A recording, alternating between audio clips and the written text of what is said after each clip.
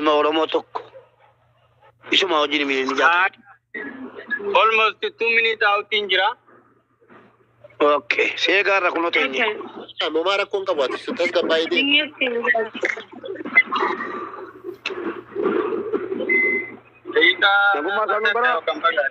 Nagummaa sanuu barii shilingii barbaachisan irraa kabalaa erga maallaqni waa hunda bitte duubuudhaa galaa hin kaballaa.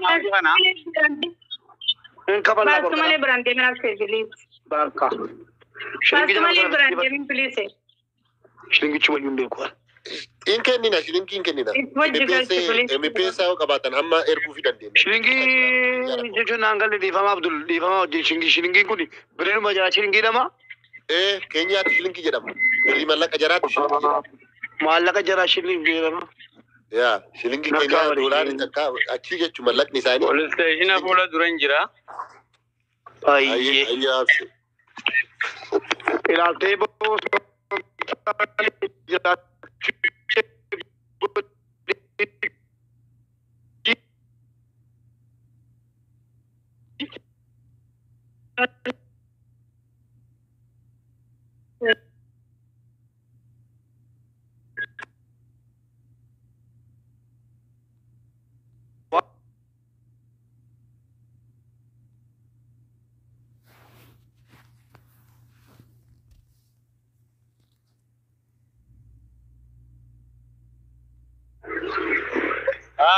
Police station and then with them who know that to be.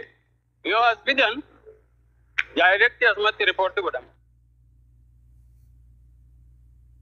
Okay. Ilala Nama kana barbaanna laa agartanii nama lubbuu Oromoo nama kana ama qaabsee kana barbaanna. Galatoo dhagaa Oromoo dhagaa abbaan diimaneedhaa keessa yoo jiraate shilingii barbaachisu guutuu isaanan kafalaa jedhe Black Diamond. Wallahi. Wayyaadha. Wajju naggeeffanna. Iko jamaan gunaitwa Galatoo Black Abdi meletu hapa. Kami muda dawari. Apa Abdi? Hakuna. Ubin ya sasa. Police station kana male khabara jiru. Yo abani tuma makina kai sakani tu dem jiratani male. Makan sama abse makan sa babdi to betama. Abab जितने दल में से तो को विजनो मिले तो सही है ये तो सुन लो वो पुलिस स्टेशन खाना बैठता नहीं अनुति अनुल्लाह खाना गला नमक अबनुन दासमा फिदन डायरेक्टी मखीना डांगरू तिक्का सीजोर और भी यहां पुलिस ने भी यहां सीजोरन Egaa shakkiin keenya bakka jira jechuudha kan nu barbaadaga. Ciisanii buluun hin jiru. Nu barbaada akka ijoollee fuuldura danda'ani.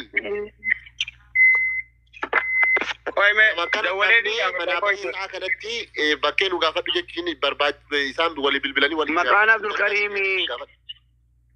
Maqaan Abdul Kariim siin jaaru ijoolleen. Maqaan isaa Abdul Kariimi. Poolisoonni